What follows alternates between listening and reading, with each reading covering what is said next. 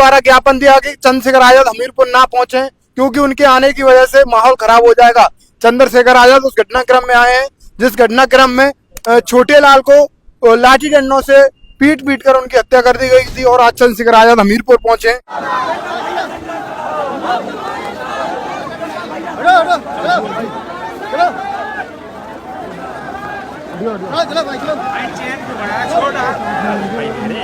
ज्ञापन दिया कि आप माहौल खराब कर सकते हैं।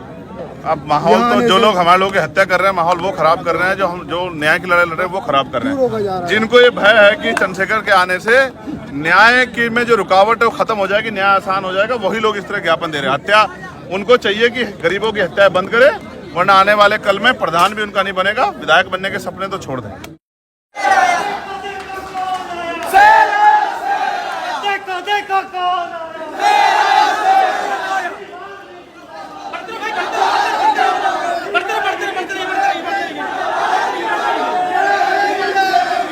पीटकर हत्या कर दी गई थी।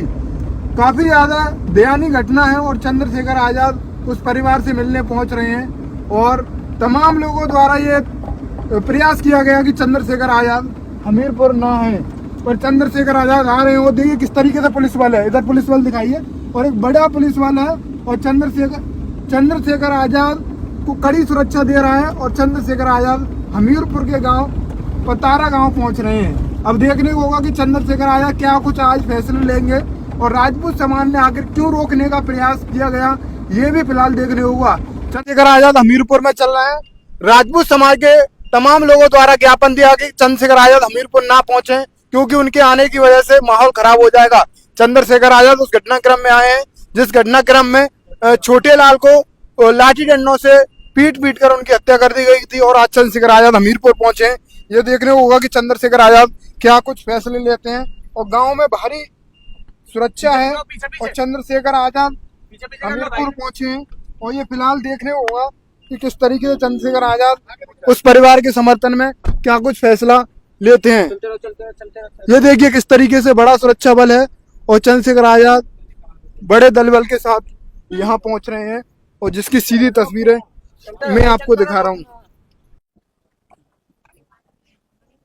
नहीं कह सकता, आपकी तरफ कोई आंख नहीं उठा सकता, आप बिल्कुल मत सोचो।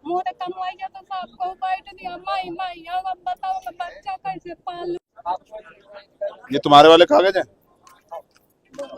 ये लो, कोई कुछ भी हो जाए तो मुझे बताना। हैं? दे दिया हमने, इसे कागज दे दिए। क्या कह रही हो? इनका कुछ सुनाई किनकी है? जेल है, सब सजा होगी, सबको सबको सजा होगी, कोई नहीं बचेगा। हम लोग को भी काम करना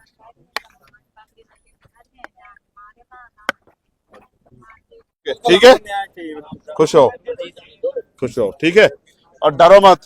एक बार पैदा होता आदमी, एक बार मरता, डरते नहीं, ठीक।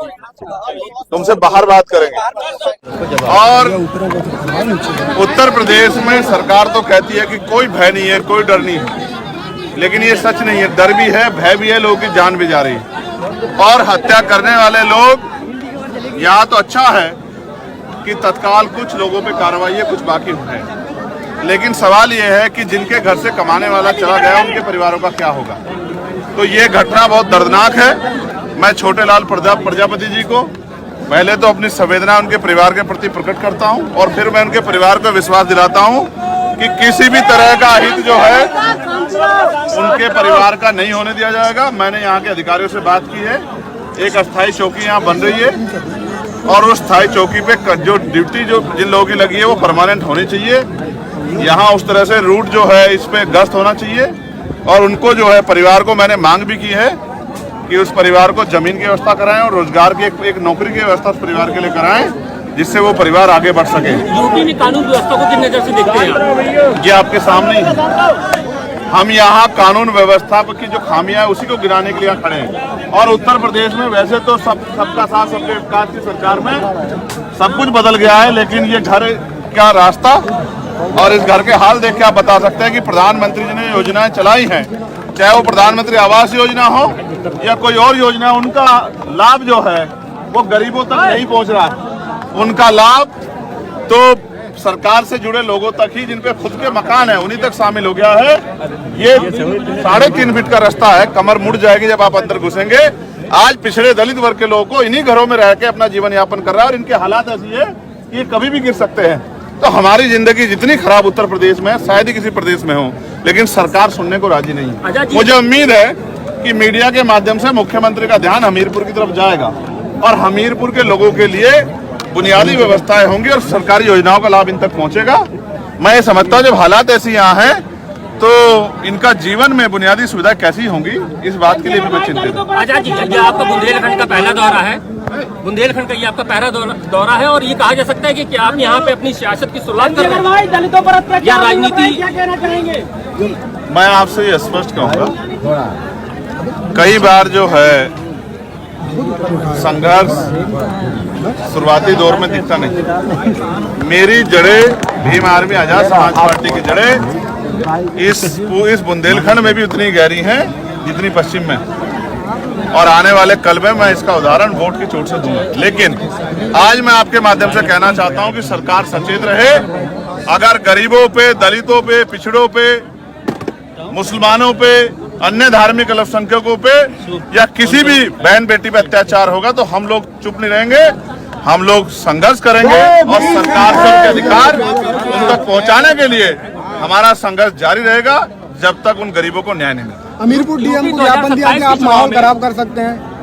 अब माहौल तो जो लोग हमारे लोगों की हत्या कर रहे हैं, माहौल वो खराब कर रहे हैं, जो न्याय की लड़ाई लड़ रहे हैं वो खराब कर रहे हैं। जिनको ये भय है कि चंद्रशेखर के आने से न्याय की में जो रुकावट है वो खत्म हो जाएगी, न्याय आसान हो जाएगा, वही लोग इस तरह ज्ञापन दे रहे हैं। हत्या उनको चाहिए कि गरीबों की हत्या बंद करे, वरना आने वाले कल में प्रधान भी उनका नहीं बनेगा, विधायक बनने के सपने तो छोड़ दें।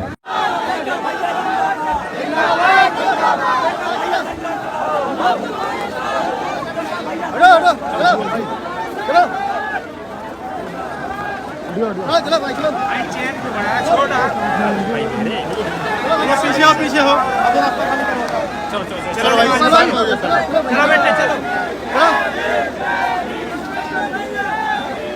चलो बेटे चलो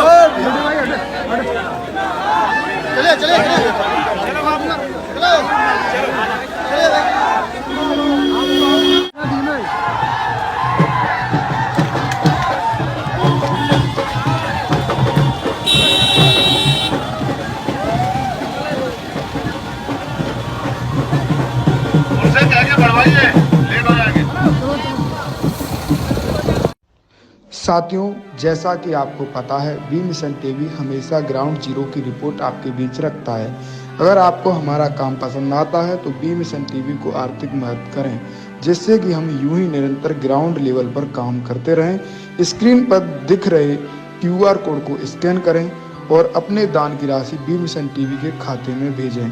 QR कोड के अलावा आप हमारी UPI ID bmissiontv@ybl पर भी मदद भेज सकते हैं। जय भीम।